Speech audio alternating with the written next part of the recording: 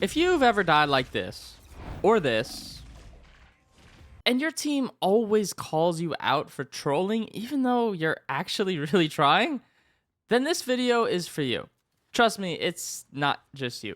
Everyone makes mistakes, and in this video, I'm going to point out 5 of the most common mistakes every player is making in Marvel Rivals. Whether you're stuck in bronze, gold, or even diamond, I guarantee you'll find a mistake in here that you can fix in your own game. My name's Tempo, and if you enjoy content like this, be sure to subscribe so you don't miss future uploads. Alright, without further ado, let's get into it.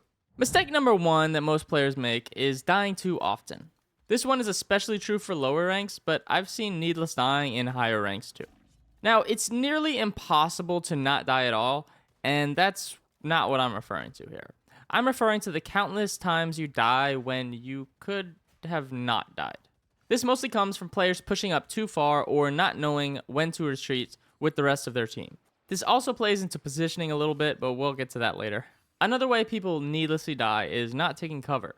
So many players, when they get low, immediately ping for heals. Guess what?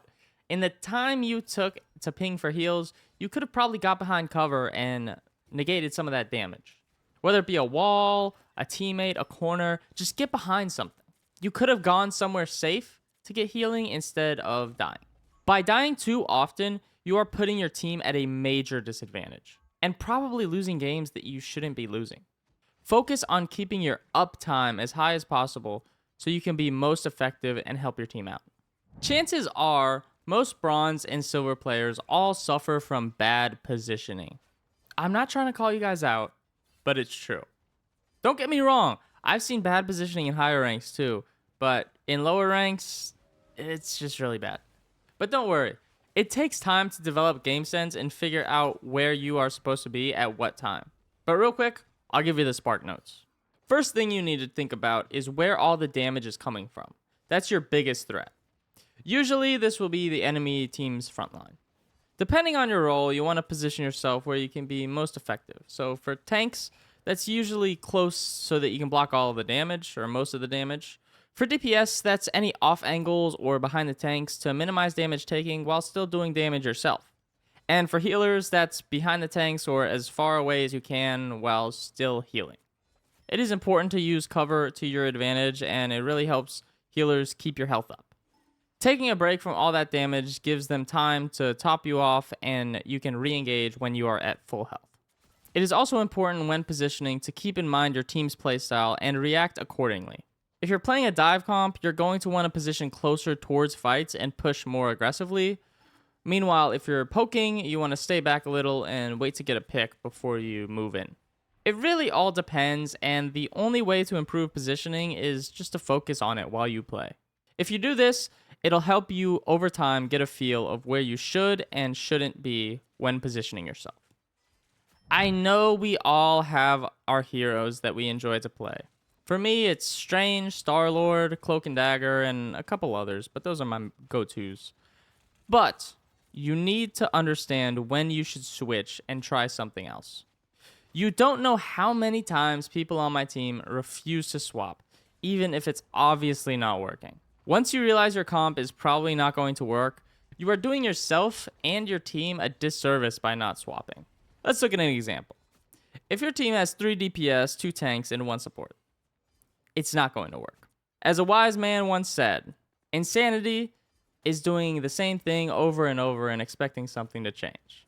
And let me tell you, going on a losing streak in this game will drive you insane. Bro! So do yourself a favor, and when it's not working, swap off. Most of the time when I say communicate, people only think about talking. For some reason, no one realizes that pinging things can also count as a form of communication.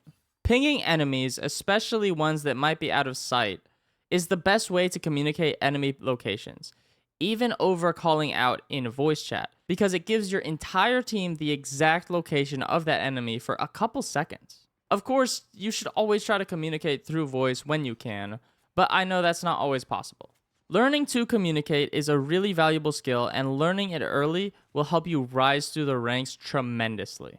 And look, communication isn't all about calling plays or yelling "he's won" on the mic. It's also about letting your team know when you're pushing or falling back. That one ping that says "group up" can literally save a fight before it even starts. Of course, randoms aren't always going to listen to you, but when you're playing with randoms, you really can't control that.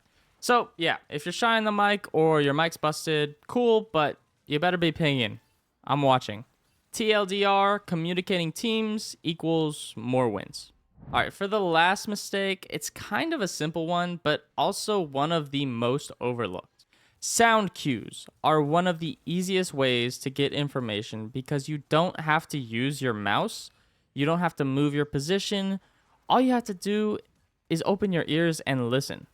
It can be hard sometimes, especially in large team fights, to hear through all the chaos. But that's exactly why learning to pick out key sounds like abilities and ultimates can give you free info. For example, if you hear Cloak use her invis thingy, you know she has no movement abilities left because that's her only one. So you can use your new and improved communication skills to call out she has no movement left. Your team should follow up and take her out. I know what you're thinking. Not everyone has nice headsets, and unfortunately, this is just the one thing that you can't pick up on without some nice headphones or some earbuds. But if you have some nice ears and a nice headset, that should help you win more games and fix the fifth and final mistake from this video. A little bonus mistake is not hitting that subscribe button. I'm just kidding, but if you did enjoy this video and you feel you got something out of it, I would really appreciate if you could leave a like and subscribe to the channel. It's free for you guys and it really helps me out. Also, if you want to catch my live streams, I do stream on Twitch. And if you want to play some games with me, I do have a Discord that you can join. Both of those links will be in the description. Anyway, guys, thank you for all the support. As always, I really appreciate it. See you in the next one. Peace out. I can do this with my eyes closed. It's too easy. Too easy. I can do this with my eyes closed. It's too easy. Too easy. It's too easy. I've been there, done it, seen it. Boy, all that like